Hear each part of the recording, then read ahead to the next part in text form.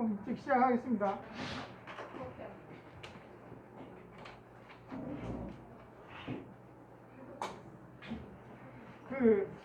신명기까지 전주에 배웠죠. 여러분들 신명기에서 하나님께서 율법을 주신 이유에 대해서 말씀을 하십니다.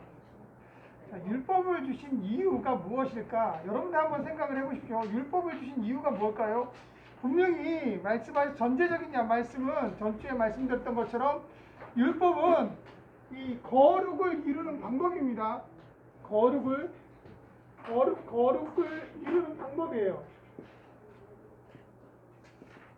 부정에서 정결을 통해서 거룩으로 가는 방법, 이 율법입니다.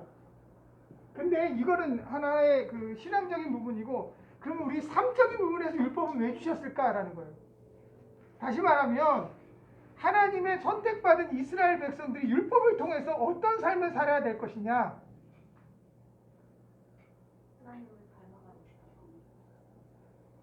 어떤 삶을, 김현진 장모님, 하나님 율법을 받은 그 하나님의 이스라엘 백성으로서 하나님 율법을 주신 이유는 어떤 삶을 살으라고 주신 거예요? 거룩하라고 하셨으니까 네. 거룩한 삶에 대한 어떻게 하면 거룩하게 살아가야 되냐는. 그러면 결국은 그렇게 말씀을 이해를 하신다면, 자, 거룩은 우리 힘으로는 이룰 수 없잖아요. 네. 아, 하나님 의지하게 하는 거예요.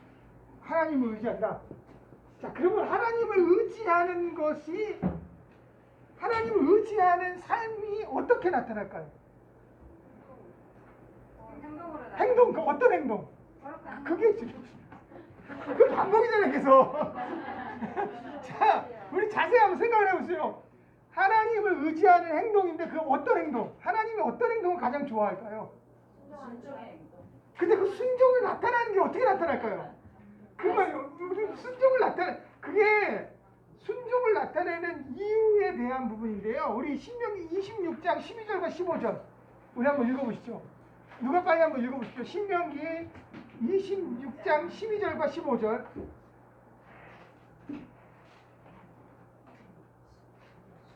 원컨대 제3년 어떤 소송은 하늘에서 허락하시고 그의 백성 이스라엘에게 복을 주시며 우리의 영조에게 맹세하여 우리에게 주시나 불법적인 행위는 땅에 돌리기구나 하시니라. 오늘날 내 하나님 여호와께서 이 귀류와 북쪽을 향하라고 내게 명하시나니 그것은 너는 마음하지 않고 소송을 당하여 지켜야 하라. 네, 이거 신명기 26장 12절과 15절 말씀인가요? 12절이 제3년 11절은 내 모든 소산의 11조 다 4개를 마친 후에 그것을 레위인과 객과 부하와 가부에게 주어서 내 성문 안에서 먹어 배불게 하라. 네. 자, 여기 보면 신명기 12장에 보면 11조예요.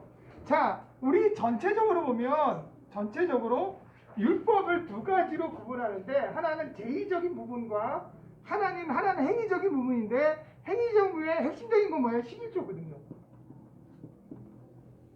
율법을 두 가지로 나누면, 우리 율법을 두 가지로 나서 우리 그 행위적, 우리 어떻게 율법을 받은 사람으로서 어떻게 살아가야 될 것인가. 그 하나님을 나가는 것은 어떻게? 제의적으로. 제사를 통해서 하나님께 나가고요.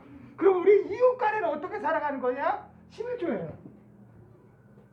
근데 오늘 26장 12절과 15절의 말씀을 보면 11조를 드리는 이유가 뭐라고 돼 있어요? 이웃과 나누는. 그렇죠. 이 두 가지를 뭐라고 표현합니까? 이게 율법이에요, 예수님은. 그래서 예수님 율법을 두 가지로 이루되 뭐라고 말해요? 먼저 하나님을 사랑하고, 무엇으로? 제의적인 거예요. 먼저 하나님을 사랑하고, 그리고 내 이웃을 뭐같이 살아라? 내 몸같이 살아라. 이 11조예요. 그러니까 하나님이 11조에 책정된 이유는 하나님이 물질을 원해서가 아닙니다. 하나님이 물질을 받고자 했던 것이 아니에요. 11조를 통해서 무엇을 하기 위해서? 이웃을 나누는 거예요. 섬김이에요, 섬김. 신약에 와서 신약에 와서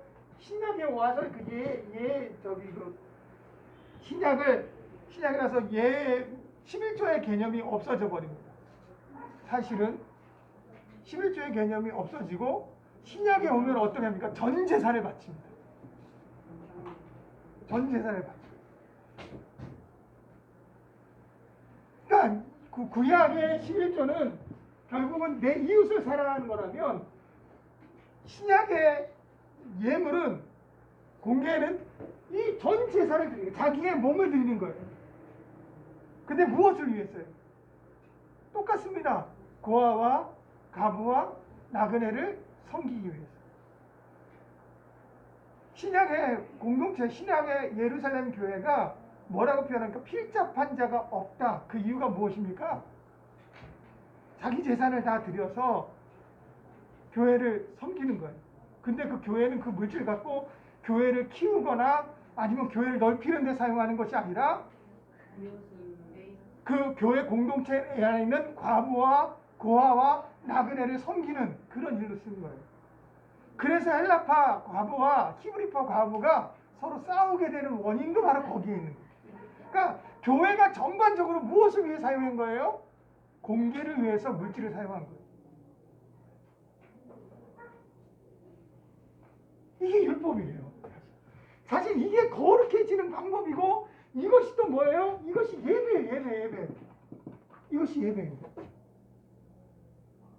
나중에 우리가 이제 오늘 이걸 살펴보고자 하는 건데요. 자, 우리 한번 이거 들어가기 전에 우리 한번 찾아볼까요? 미가서 한번 읽어볼게요. 미가서 6장 6절에서부터 6장 8절까지 누가 한번 읽어보십시오. 1295페이지 있습니다. 미가서 6장 6절에서부터 6장 8절까지.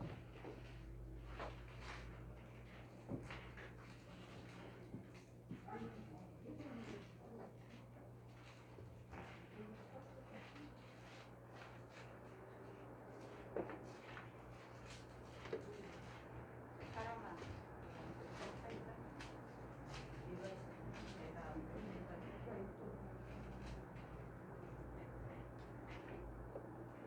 6장 8절에서부터 12절까지예요. 6장 6절에서부터 12절까지. 내가 무엇을 가지고 여호와 앞에 나아가며 높으신 하나님께 경배할까? 내가 번제물 1년된 송아지를 가지고 그 앞에 나아갈까? 여호와께서 천천의 수양이나 만만의 강수 같은 기름을 기뻐하실까? 내 허물을 위하여 내 마다들을, 내 영혼의 죄를 인하여 내 몸의 열매를 드릴까? 사람아, 주께서 선한 것이 무엇임을 내게 보이셨나니 여호와께서 내게 구하시는 것이 오직 공의를 행하며 인자를 사랑하며 겸손히 내 하나님과 함께 행하는 것이 아니냐. 아멘. 자, 이 미가는 어느 시대에 예언한 자냐면요. 요 시대예요.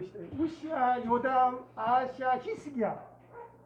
요 시대에 예언한 자들이에요. 문하세까지도 연결됩니다. 근데 요 동시대에 누가 남유다의 예언을 했냐면 이사야예요. 그러니까 미가서와 이사야서를 함께 읽어보면 됩니다. 그리고 요 시대에 북이스라엘의 그 동시대에 예언했던 예언자가 누구냐면 호세아, 아모스예요. 요 앞이 아합까지가 누구냐면요 엘리야. 예후까지가 누구냐면요 엘리사입니다. 그리고 그 이어서 남유다 북이스라엘에 예언했던 자가 호세아, 아모스예요. 근데 요 시대와 요 시대에 같습니다. 근데 여러분들 호세와 아모스와 미가가 가장 관심 있게 생각했던 게 뭐냐면 예배예요. 예배. 도대체 어떤 예배가 하나님 받으시는 예배인가? 왜 예배에 관심이 있었을까요? 왜 이 선지자들이 미가나 호세아, 아모스가 왜 예배에 관심이 있었을까요? 이 시대에 무엇이 타락됐습니까? 예배가 타락됐습니다. 예배가 타락됐으니까 정말 하나님이 원하는 예배가 무엇이냐? 그런데 반대적으로요, 요 시대에 이스라엘, 남유다나 북이스라엘이나 이 시대에는 예배를 철저하게 드렸던 시기예요. 예배를 철저하게 드렸던 시기예요. 이사야 선지자의 그 말씀에 보면 하나님이 뭐라고 말씀합니까? 내가 수양의 기름 냄새에 질렸다. 제발 너희들 예배 드리지 마라. 제발 이제 제사 드리지 마라. 그 피 냄새에 질렸고 내 그 기름 냄새에 질렸다 라고 얘기합니다. 그만큼 예배를 철저히 드렸던 거예요. 예배와 11조에 대한 부분들을 철저하게 드렸던 데 시대예요. 근데 이 시대에 드렸던 예배가 어떤 예배예요? 예배가 없는, 예배가 사라진 시대. 아이러니하지 않습니까? 오히려 예배를 철저하게 드렸던 시기에 하나님은 예배가 없다, 예배가 사라진 시대다. 그래서 선지자들은 뭐라고 얘기합니까? 도대체 하나님 받은 예배가 어떤 예배십니까? 라고 반문하는 거예요. 그래서 미가서 6장 6절서부터 7절까지는 뭐라고 얘기합니까? 하나님이 받으신 예배가 이런 예배입니까? 하나님이 제일 좋아하시는 예배 중에 순양인데 순양을 드리는 것이 하나님이 좋아하시는 예배입니까? 아니면 천천의 양과 만만의 기름으로 드리는 것이 하나님이 좋아하시는 예배입니까?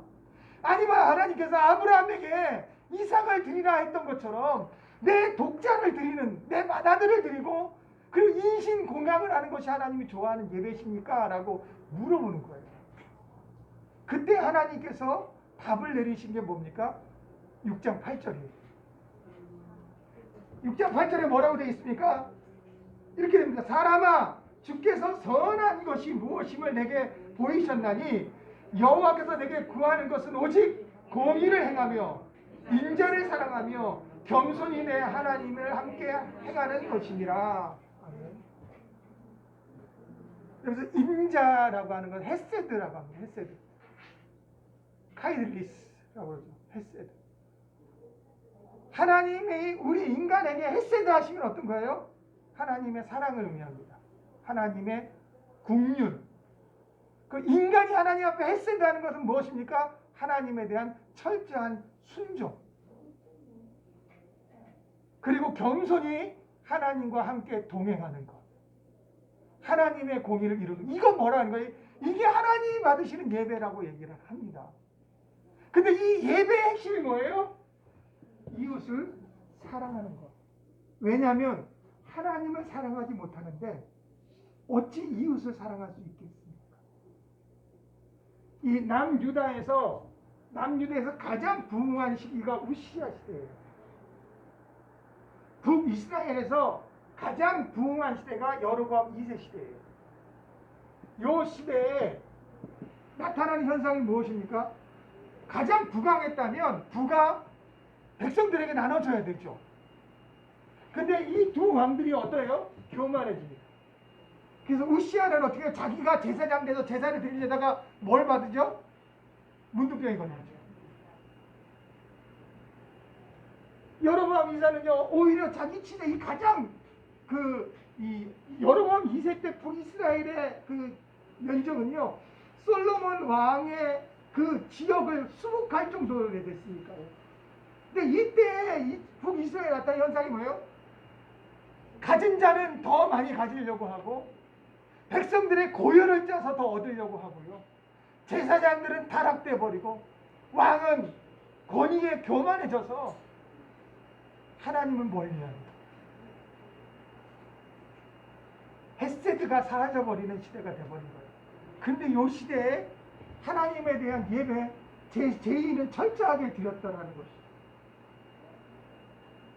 하나님이 받으시는 예배. 여러분들 이게 왜 중요합니까? 이게 예수님의 십자가예요.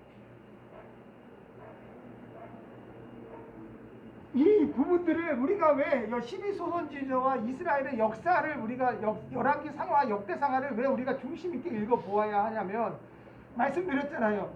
창세기, 출애굽기, 레위기, 민수기, 신명기, 여호수아까지 요 모세 5경 오르는 6경이라고 얘기하는데 이 부분에 대한 하나님의 말씀이 결국 이 역사책에 반복되어져 나와서 기록되어져. 어디까지요?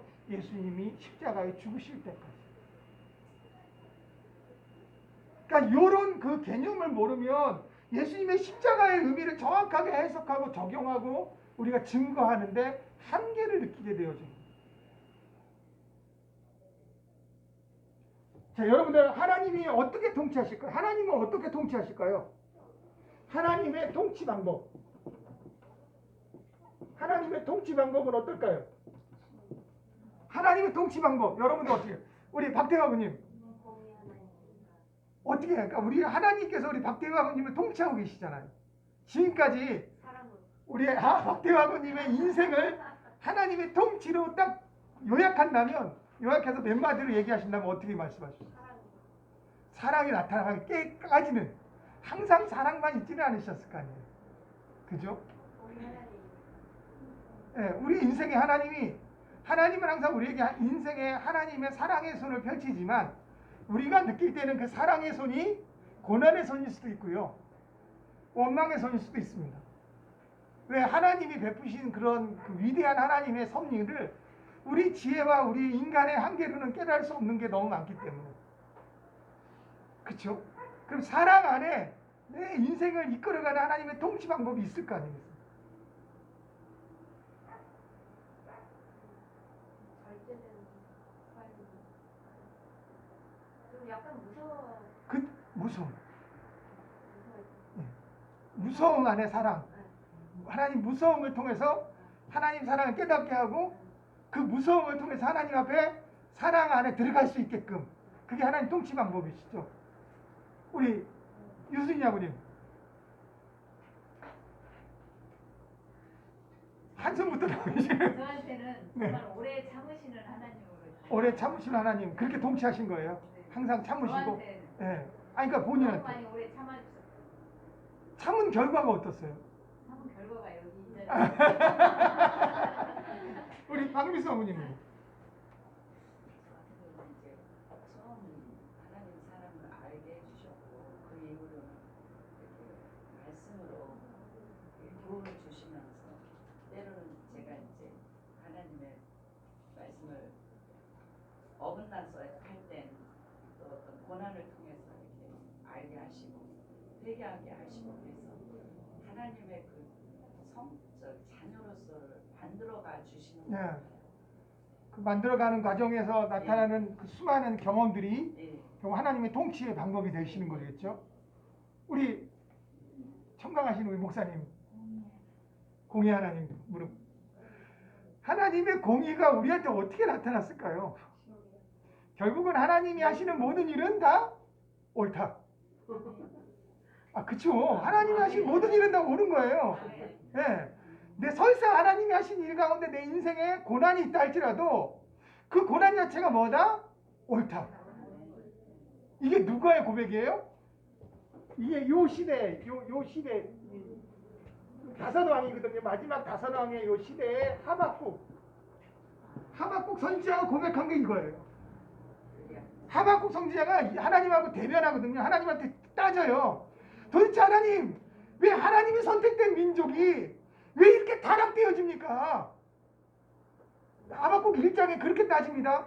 하나님 왜 이렇게 하나님이 선택한 이스라엘 민족이 왜 이렇게 타락됩니까? 언제까지 이렇게 내버려 두을 겁니까? 따지자 하나님 뭐라 그래요? 그래서 내가 바벨론을 준비했다.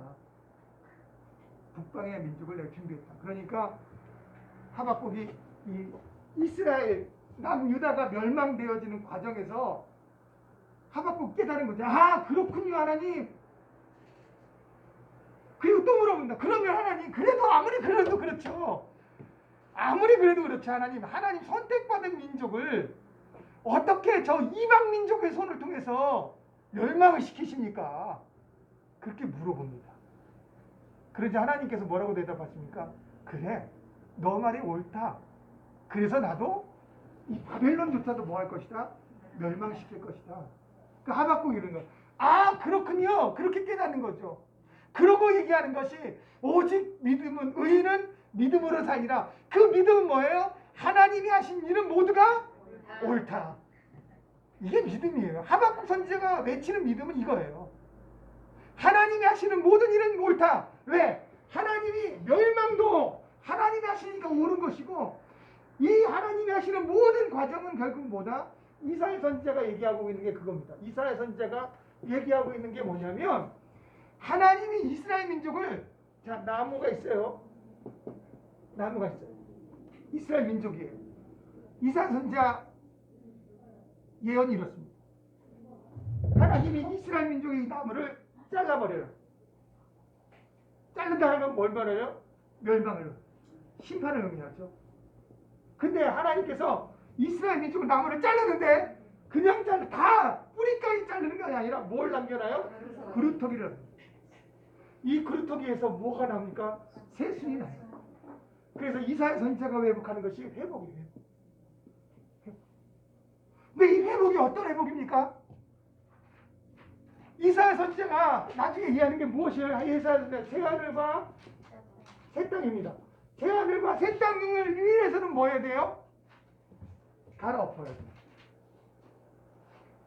갈아엎어야 돼요. 갈아엎어야 새하늘 새 땅이 되는 거예요. 그래서 이스라엘 남유다는 결국 갈아엎게 되는 거죠. 그것이 멸망입니다. 그러니까 이스라엘의 멸망은 완전히 없어지는 것이 아니라 뭐다? 새하늘과 새 땅을 만들기 위한 하나님의 멋이다? 하나님의 사랑이시다. 그 일조차도 뭐다? 옳다. 이게 아니에요. 자, 그렇다면 하나님의 통치 방법은 어떻게 할까요? 하나님의 통치 방법. 자, 하나님의 통치 방법은 이렇습니다. 여러분들 잘 생각. 우리 저번에 말씀드렸죠. 자, 정결까지 갔어요. 근데 정결은 완벽하지 않아요. 정결은 뭐 어떤 상태라고요? 가변적인 상태라고요. 정결은 가변적인 상태니까 끌림 받는 곳으로 흐르게 돼 있어요. 끌림 받는 쪽으로 쏠리게 돼 있다는 거예요. 자, 우리가 제사를 통해서 정결하게 됐어요. 이게 완벽한 게 아니라는 거예요. 그럼 제사를 통해서 정결하게 됐으면 이제 어디로 갈 수 있는 길이 열린 거예요? 하나님께 향할 수 있게 된 거예요. 왜? 죄가 영사함 받았기 때문에. 죄에서 벗어났어요. 죄에서 부정에서 벗어나서 정결로 갔어요. 무엇으로? 제의와 의식을 통해서 갔어요. 근데 이 정결 상태가 완벽한 상태가 아니라 끌림의 상태예요. 그래서 죄에 끌리면 다시 어떻게 돼요? 부정하게 돼요. 그러면 또 어떻게 돼야 돼요? 또 제의와 의식을 통해서 정결하게 돼요. 결국 이스라엘 백성은 요거를 반복하고 있는 거예요. 그러니까 하나님께서는 뭐냐면 정결하게 됐으면 정결의 부정에서 정결로 갔으면 어디로 가야 돼요? 거룩을 향해야 되는데 거룩의 끌림을 받아야 되는데 거룩을 향하지 않는 거죠. 계속해서 부정을 끌림 받는 거예요. 그래서 하나님께서 뭘 하냐면 이 정결을 갔는데 더 이상 거룩으로 갈 수 있는 방법이 없어요. 왜냐하면 율법은 우리가 이룰 수 있는 게 없으니까. 거룩으로 갈 수 있는 방법이 없을 때 그 다음에 우리가 선택할 수 있는 방법이 뭡니까? 거룩으로 갈 수 있는 방법이 없을 때 우리가 선택할 수 있는 건 뭐예요? 누구를 의지하는 거예요? 하나님을 의지하는 거예요. 하나님을 의지한다는 것은 하나님의 끌림을 받는다는 거예요. 하나님을 신실하게 의지한다는 거예요. 아까 말씀드린 것처럼 하나님이 하시는 일은 모두 옳다. 여러분들 이것이 여러분들 사역에 지금 이 시간부터 여러분들 인생에 내 인생 내 사역에 하나님이 하시는 모든 일은 옳다 라고 인정한다면 여러분들 인생 여러분들 삶에 감사가 넘칩니다. 그러면 어떤 어려움이 있어도 이겨내는 거예요. 왜냐하면 우리 인생을 누구 관점으로 보니까 하나님의 관점으로. 자, 이 멸망의 이스라엘에 있는 이 멸망 가운데 있는 이 선지자들은 누구 관점으로 본 거예요? 멸망을 하나님의 관점으로 본 거예요. 하나님의 관점으로 보니까 이 모든 멸망조차도 어떤 거예요? 옳은 거예요. 자, 이스라엘과 마찬가지입니다. 하나님한테 부르짖는 거예요. 하나님, 내가 정결케 됐는데 거룩은 내 입으로 할 수 없습니다. 하나님이 나를 거룩하게 인도해 주세요. 하나님을 인정하는 거예요. 부르짖어요. 부르짖으면 하나님께서 이들을 어떻게 돼요? 이끄십니다. 이끄십니다. 어디로 이끌어요? 거룩을 이끌어요. 이게 하나님 통치 방법이에요. 이 통치가 어디에 행해집니까? 이게 사사기에 일어나요. 사사기. 운니에서부터 사사기 16장까지가 삼손까지 나옵니다. 17장서부터 마지막 장까지는 그때 그 이스라엘 민족의 우상. 여러분들 17장서부터 마지막 사사기 마지막 장까지는 여러분 꼭 읽어보십시오. 17장에 보면 그때 이스라엘에 왕이 없으므로 각자의 소견대로 행한다라고부터 시작되어집니다. 그리고 미가야 가문이 나오죠. 그 다음에 베냐민 지파의 그 이 우상, 베냐민 지파의 그릇된 그 음란한 행동이 나옵니다. 그래서 베냐민 지파가 다 어떻게 됩니까? 남자가 600명만 남겨놓고 다 죽어버리죠. 이게 사사기 17장서부터 나옵니다. 근데 우스니엘서부터 삼손까지 하나님께서 이스라엘 민족을 다스리는 방법이 뭡니까? 자, 이스라엘 민족이 부정으로 흘렸어요. 부정인다라는 것은 뭐라고 그랬어요? 우상숭배라고 그랬습니다. 음란. 그래서 그 주변에, 자, 이게 이런 거예요. 이스라엘 민족은 40년 동안 어떤 광야에서, 그리고 지금 가나안에 정착한 백성들은 어디서 태어난 자예요?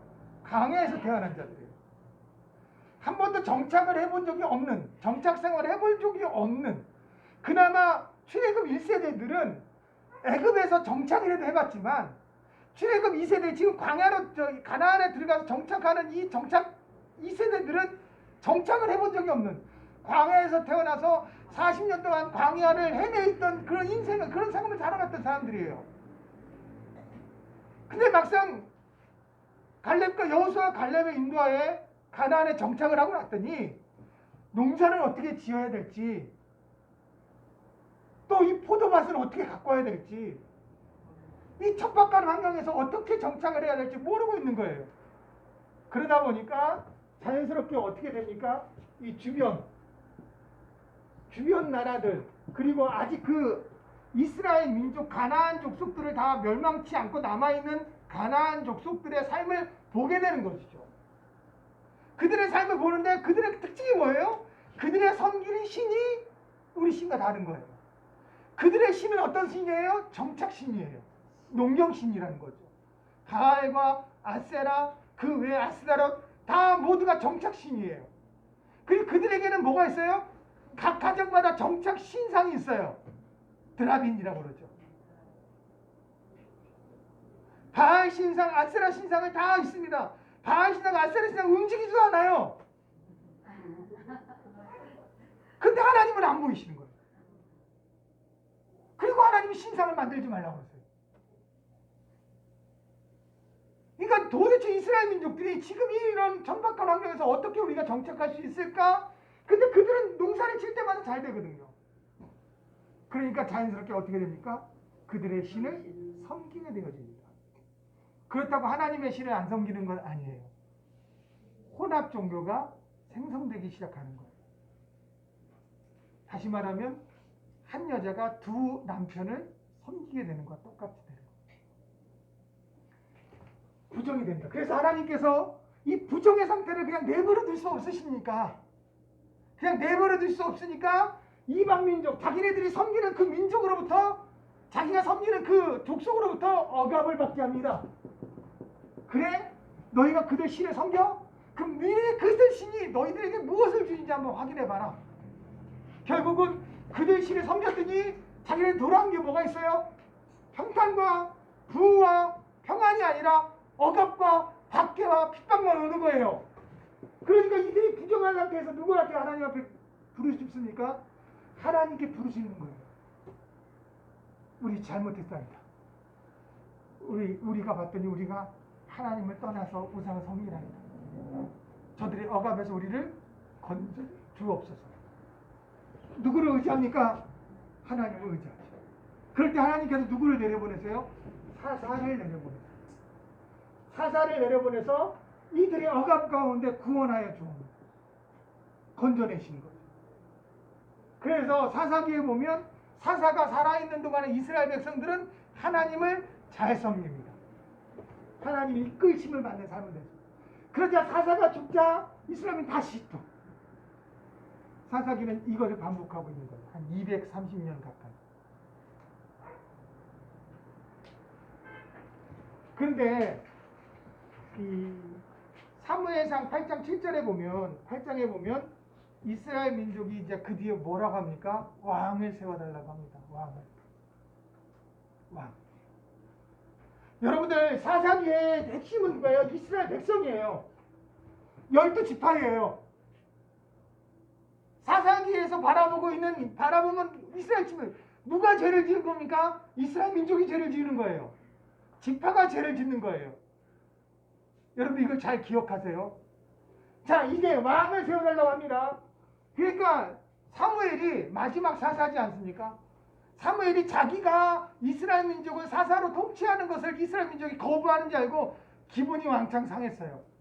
그래서 하나님 앞에 따지는 거. 하나님, 저들이 왕을 세워달랍니다. 저들이 나를 버립니다.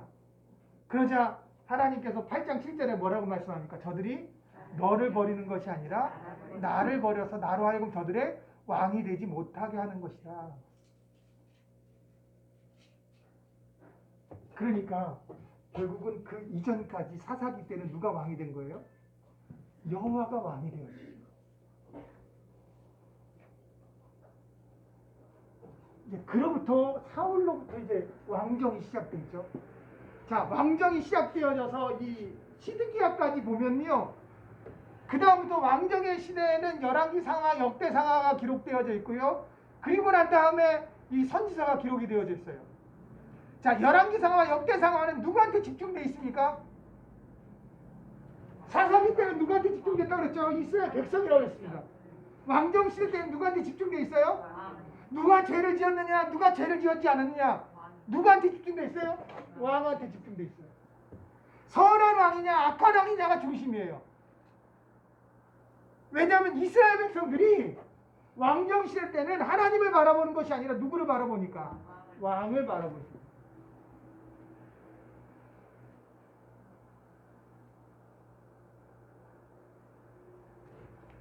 그런데 이 이스라엘이 말세, 이 여호야긴서부터 시작해서 시드기야까지 요때 예언한 자가 예레미야입니다.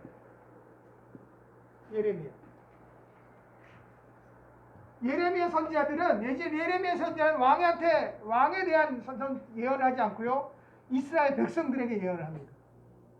왜냐하면 왕정은 끝난 거죠.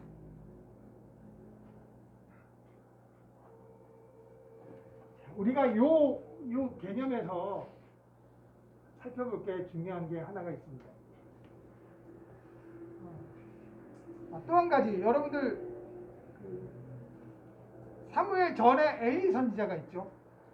엘리 제사장이면서 사사인 엘리 시대.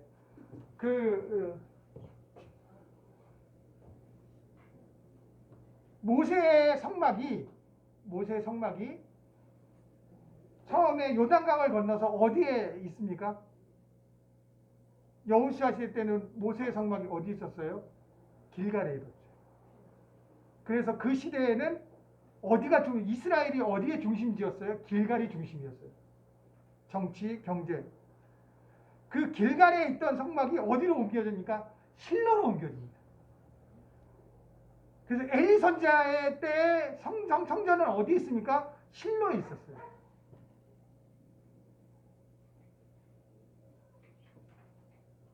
그 실로에서 결국은 어떤 사건이 벌어지냐면 블레셋과의 전쟁이 일어나게 됩니다.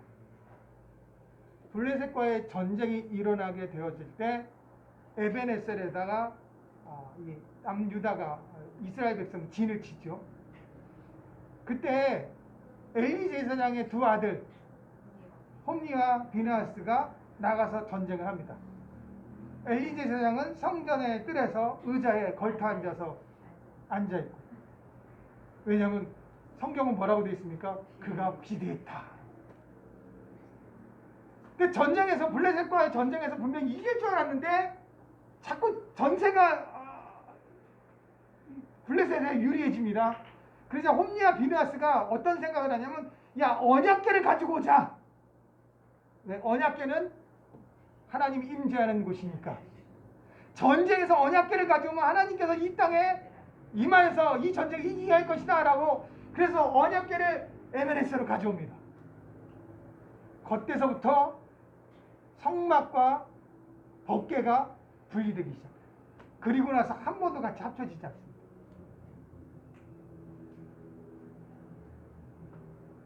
근데 참 이상한 일이 벌어지죠. 에베레셀에 하나님의 언약궤를 가져오자 이스라엘 백성들은 동요를 안 합니다. 언약궤가 올 것도 말고 뭐 신경도 안 써요. 근데 정작 놀란 사람은 누가 놀라요? 블레셋이 놀래요. 야, 이 큰일 났다. 저들의 신이 이제 이 전쟁 가운데 참여하고 있구나. 그럼 우리는 이제 끝났다. 오히려 블레셋이 더 하나님을 인정하게 되는 거죠. 이스라엘 백성들은 언약궤가 오든 안 오든 상관이 없습니다. 우리가 여러분들, 저와 여러분들이 사역할 때, 주의 종으로서 사역을 했을 때 하나님의 이름, 하나님을 우리 사역의 방편으로 사용할 때가 너무 많다라는 거죠.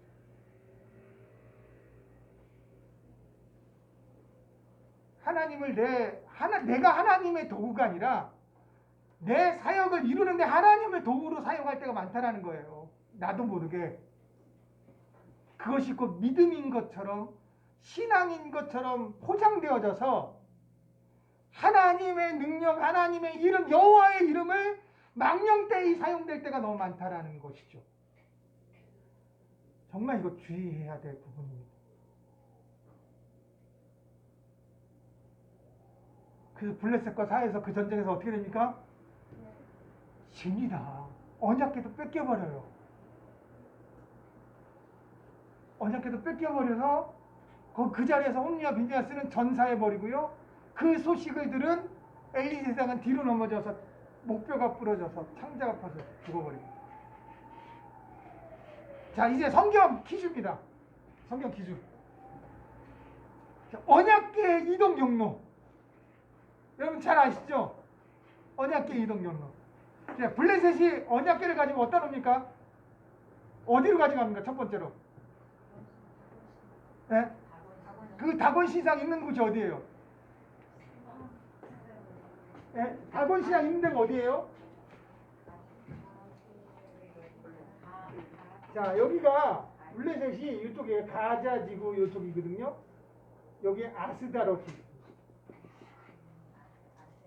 아스다롯에다 갑니다. 아스다롯 다곤 시상에 언약궤를 딱 도니까 어떤 현상이 벌어요? 다곤 시상이 쓰러집니다. 다시 일으켜 놓으니까 또 쓰러져요. 그 다음에 목이 날아갑니다. 그리고 난 다음에 뭐가 생깁니까? 전염병이 생깁니다. 악종이 됩니다. 그래서 아스달에서 어디로 옮깁니까? 아스달에서 어디로 옮겨요? 언약궤를요.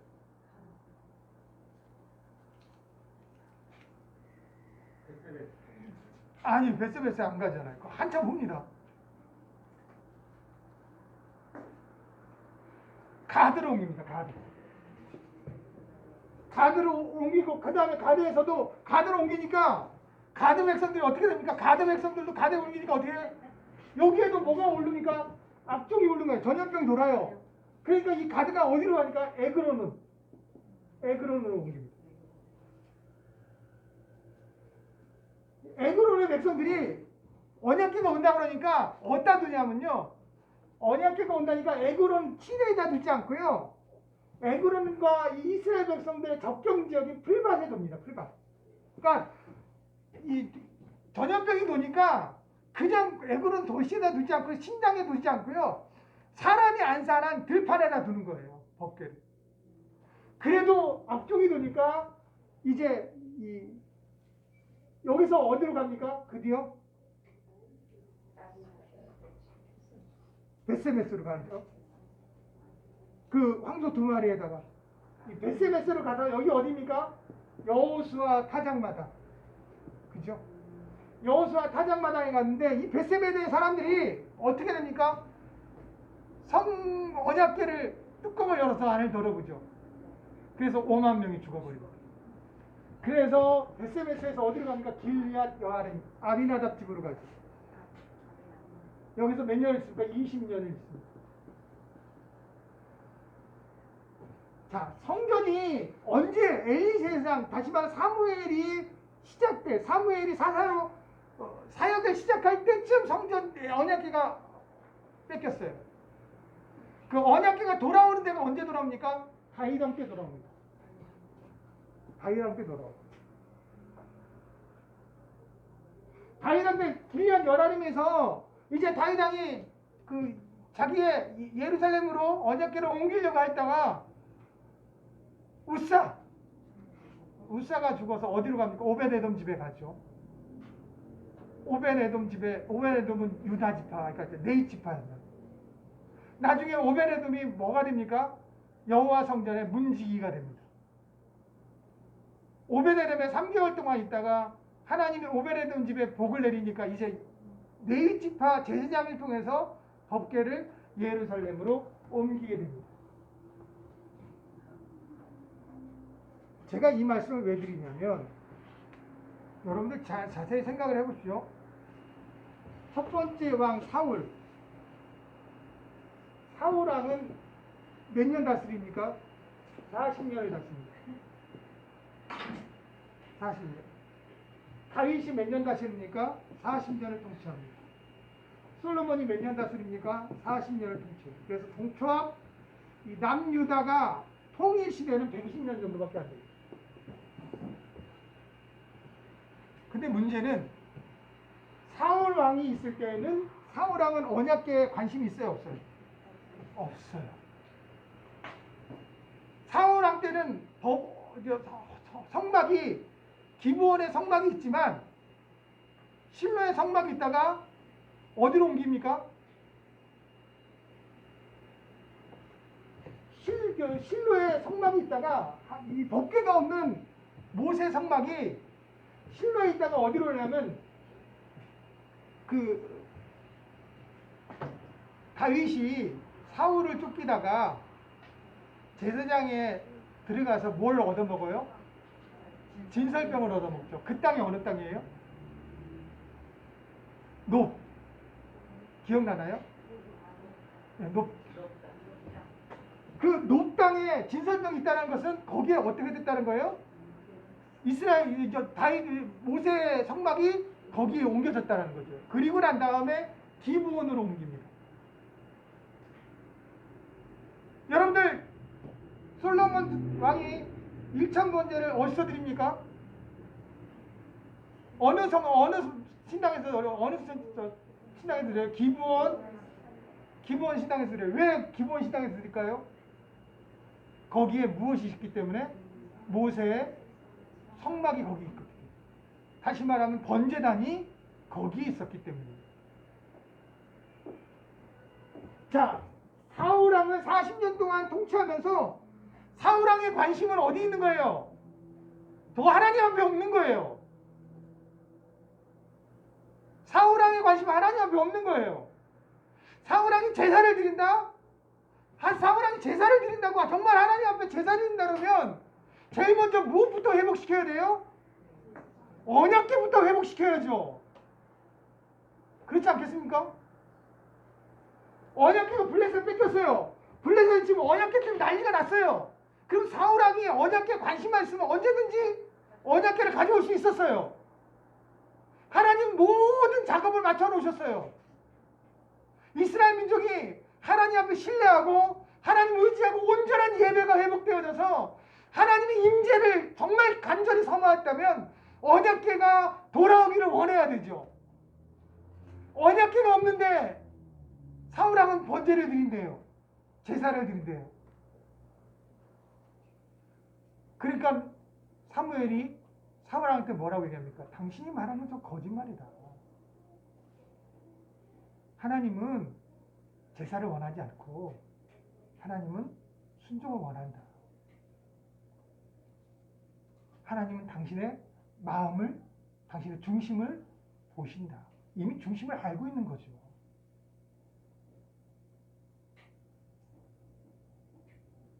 언약궤에 관심이 없어요.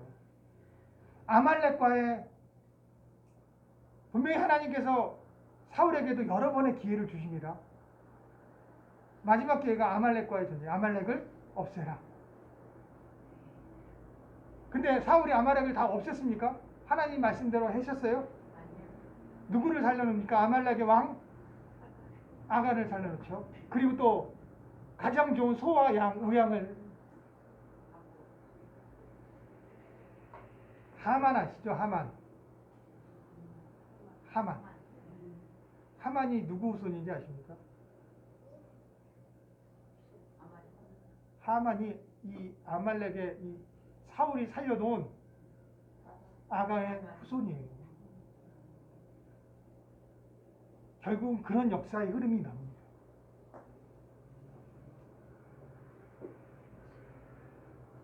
수와 양을 그렇게 따지니까 울음소리가 어디서 들리는 겁니까? 따지니까 사울이 뭐라고 얘기해요? 하나님께 모아들고. 말이 안 되는 거죠. 근데 저와 여러분들의 삶에 이런 일들이 수없이 반복되어집니다. 우리 특히나 사역자인 저와 여러분들의 사역 가운데 이런 일이 수없이 반복되어져요. 나를 위한 것인데 내가 주의 종이잖아요. 포장하기 너무 쉬운 거예요. 하나님을 위한 것이라고.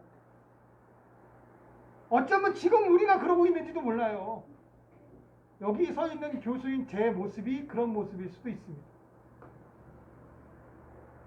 끊임없이 우리는 어디에 유혹되니까요? 부정의 끌림을 당하고 있습니다.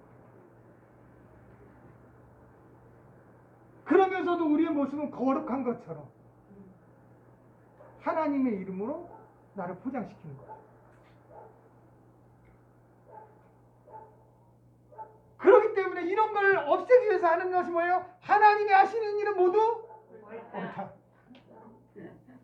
설사 내 안에 내가 사역이 안 되고 성도가 없고 교회는 취하고 아무리 기도해도 응답이 없고 왜 내 인생 내 사역은 요 모양 요 꼴이라 한다 할지라도 하나님이 내 인생에 하시는 일은 아멘. 그런 끝이에요. 그런 끝이에요. 우리 인생 힘들잖아요. 자, 한 가지 여로보암 왕, 여로보암 1세 때 여로보암 왕이 있어요. 여로보암이 북 10지파를 데리고 남지파에는 유다 지파와 베냐민 지파 2지파 빼고 10지파를 데리고 북이스라엘로 이 나라를 세웁니다. 여로보암의 아내가 아이를 낳았어요.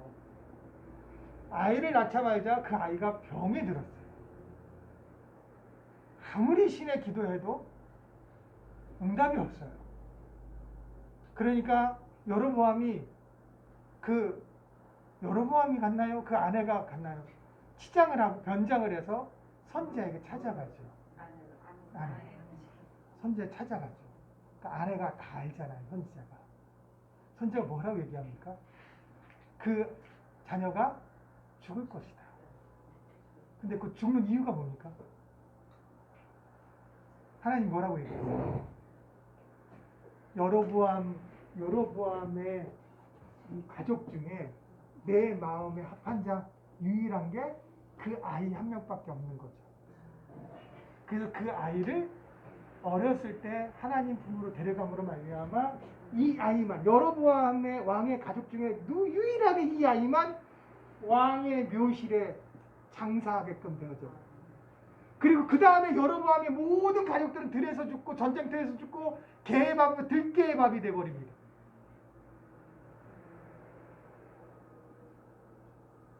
여로보암의 입장에서 볼 때는 아이 장자가 죽어가요. 병들어 죽어요. 얼마나 가슴 아플까요? 근데 그 이 아이의 입장에서 보면 이 아이에게 하나님이 하시는 일은 옳다.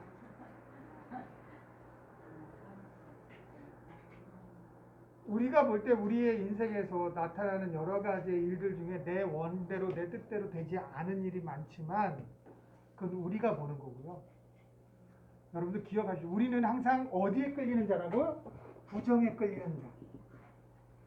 우리는 지금 정결하지만 항상 우리의 정결은 가변적이라 우리의 정결이 항상 가변적으로 움직인다라는 거죠. 이 움직이니까 항상 어디에 끌린다는 거예요? 부정에 끌린다라는 거죠. 그러니까 내 생각에 여러분들 내가 내 생각에 거의 99%는 어떤 생각이다? 부정적인 생각이다라고 딱 지으면 맞아요. 내 생각에 99%는 부정이다.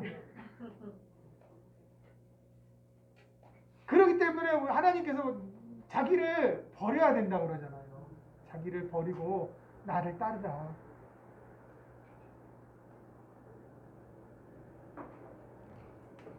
그렇기 때문에 하나님의 신실하신 하나님의 뜻을 99%의 부정의 생각으로 이해할 수 있습니까? 없습니까? 없어요. 그러니까 우리는 오로지 믿음은 뭐다? 하나님이 하시는 모든 일은 옳다. 단순하잖아요? 아주 단순하잖아요. 근데 이 단순함이 하나님이 가장 원하시는 역사, 이스라엘 역사 가운데 가장 원하시는 것이 하나님이 하시는 일은 옳다라는 거예요. 그래서 전쟁이 긴박해요. 예루살렘이 포위가 됐어요. 성이 포위가 돼서 성 안에 사람들이 먹을 것이 없어 자녀들을, 병든 자녀를 삶아서 먹어요. 오직하면 그렇게 얘기합니다. 오직하면 이 북이스라엘 남유다에 이 여호람 왕이 있어요. 여호람 때 어떤 일이 벌어져요? 아스르가 포위를 합니다. 사마리아를 포위를 하죠. 사마리 성이 기근이 됐어요. 여호람이 지나가다가 한 아이의 엄마가 울부짖는 소리를 듭니다. 왕이여! 왕이여 제발 좀 나 이 억울함을 좀 들어주세요. 무슨 일이냐 했더니 글쎄 동네 사람들 모여서 내 아들을 오늘 잡아먹으면 내일은 저 아이들을 잡아먹기로 했는데 그래서 나는 정말 가슴이 찢어지면 살아야 되기 때문에 내 아이를 내놨는데 다음날 저 아이를 안 내놓습니다. 그러니까 여호람 왕이 뭐라 그래요? 내가 이스라엘의 하나님 선지자를 죽일 것이다. 지가 잘못하고 왜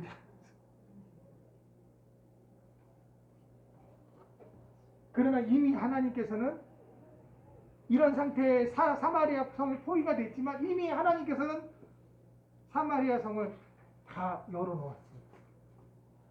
이제 성문만 열면 돼요. 성문만 열면 엘리사가 예언한 것처럼 다시 밀과 보리를 매매할 수 있게 되어 있어요. 누구만 합니까? 문둥병자 2명만 알고 있잖아요. 이 사실을. 믿음 때문에 하나님을 신뢰하지 못하기 때문에 야 엘리사가 내일이면 이렇게 매매될 겁니다. 성문을 여십시오 해도 못 열어요. 왜? 하나님을 신뢰하지 않기 때문에. 하나님이 하시는 모든 일이 옳다라고 생각하지 않기 때문에. 자, 10분 남았습니다. 아주 중요한 부분이에요. 이거 다 안 외워도 됩니다. 이건 저 구약 시간에 배우시면 되는데 중요한 부분이 뭐냐면 바로 여기 여호사밧 왕. 여호사밧 왕이 선한 왕일까요? 악한 왕일까요? 남유다 왕 중에 가장 선한 왕은 누구십니까? 남유다 왕 중에 가장 선한 왕. 예? 큰 소리로 말씀하십시오. 남유다에 19명의 왕이 있어요. 22명의 왕이 있습니다. 남유다의 22명의 왕 중에 가장 선한 왕이라고 하면 누구를 여러분들 선택하십니까?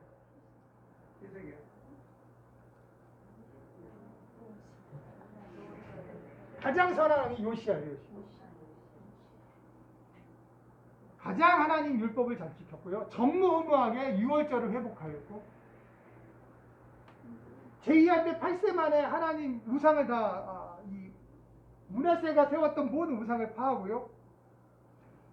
12년에 유월절을 회복시키고 18년에 성전 수리하다가 율법을 발견하게 되죠. 율법을 읽다가 요시아가 깨닫게 되는 거죠. 우리나라가 이렇게 된 이유는 하나님 말씀에 순종하지 않았기 때문이다. 그러니까 철저하게 율법을 지키고 순종합니다. 요시아.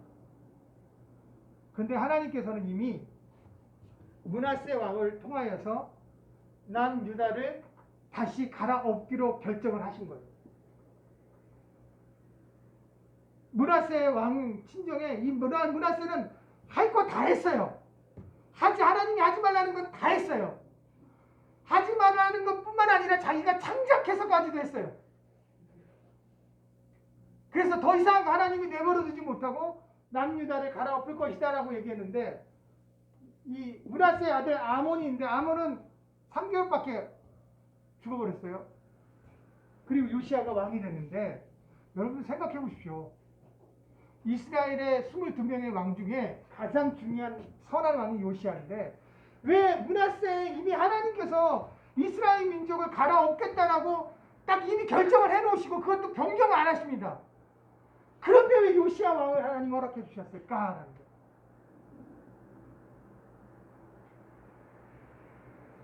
이것은 무엇과 비교가 되냐면요. 여호사밧 왕과 비교가 됩니다. 여호사밧 왕은 역대기에는 선한 왕으로 되어 있어요. 약 156절 정도 기록이 되어 있어요. 3장을 통해서 여호사밧의 치정을 이야기하고 있습니다. 근데 열왕기에는 여호사밧은 약 15절밖에 기록이 안 되어 있어요. 그러니까 현지화적 입장에서는 여호사밧은 악한 왕이에요. 왜요? 여호사밧이 아합과 단합을 합니다. 아합 왕과. 그래서 여호사밧의 아들 여호람과 아합의 아들 딸 아다이야와 결혼을 시킵니다. 여러분들 딸은 누가 교육시켜요? 아합의 왕 아내가 누구예요? 이세벨은 어떤 자예요? 페니키아의 그 엑벨이라는 제사장이 있어요. 왕이기도 하고요. 그 엑벨이라는 그 제사장의 딸이에요. 근데 엑벨이라는 사람은 어떤 사람이에요? 페니키아의 왕이기도 하지만 제사장이에요. 바로 바알과 아세라의 제사장입니다. 그 제사장의 딸이기 때문에 이 아합 왕 때 북이스라엘에 무엇이 들어요? 바알과 아세라가 들어옵니다. 근데 이 딸인 이세벨의 딸인 아다이야와 여호사밧의 여호람과 결혼을 시켜요. 결혼을 시키니까 남유다에 자연스럽게 뭐가 들어옵니까? 바알과 아세라의 우상이 들어옵니다. 아시아가 일찍 죽자 아다리아가 왕이 되죠. 유일하게 여자 왕이에요. 이때 여호사밧이 여호람과 아다리아와 결혼시키는 그 순간에 하나님은 벌써 이스라엘 남유다에 무엇이 깨진 거예요? 언약이 깨져버린 거예요. 언약이 깨져.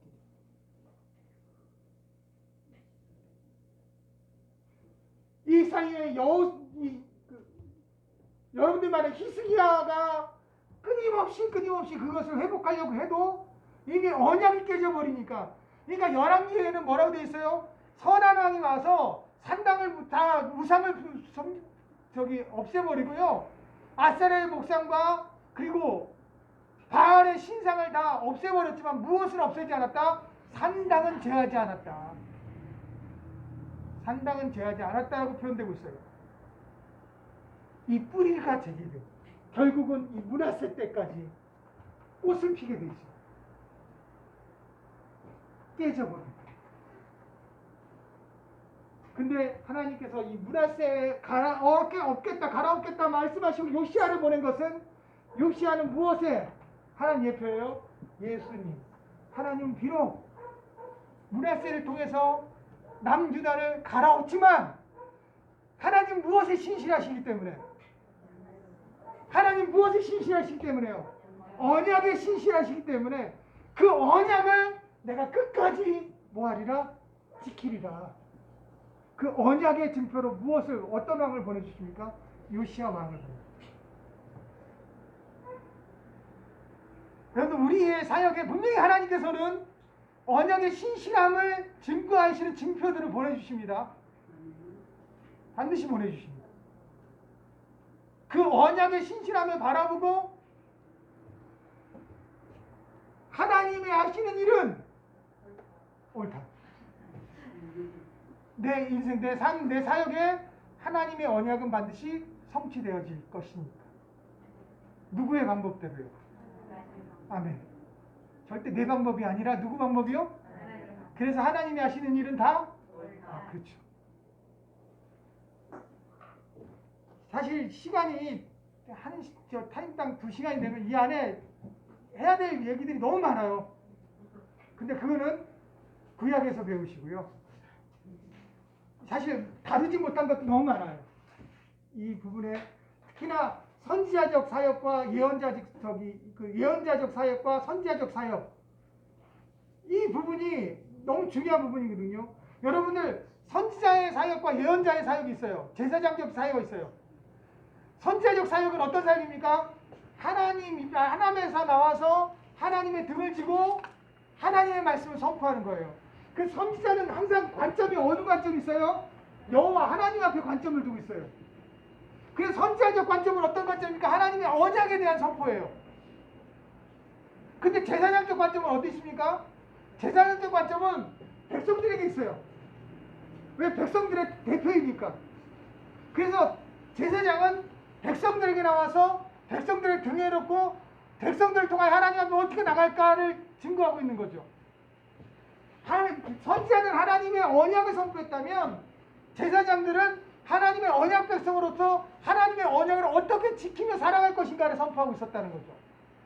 그래서 열왕기 상하과 역대 상하가 다른 거예요. 역대 상하에 보면 누구도 나중에 회개합니까? 므낫세 왕도 회개했다고 돼 있어요. 므낫세 왕도 노년에 통치 말년에 자기의 잘못을 뉘우치고 하나님께 돌아왔다라고 생각해요. 왜? 그것이 하나님의 백성, 선택되는 언약 백성으로서의 궁극적으로 해야 될 마지막 행위이기 때문에, 하나님 앞에 나갈 방법이기 때문에. 근데 선지자적 사명자와 제사장적 사명자가 있어요. 여러분들 주의 종들 사이에서도. 내가 제사장적 사명자냐 선지자적 사명자냐, 여러분들 잘 선택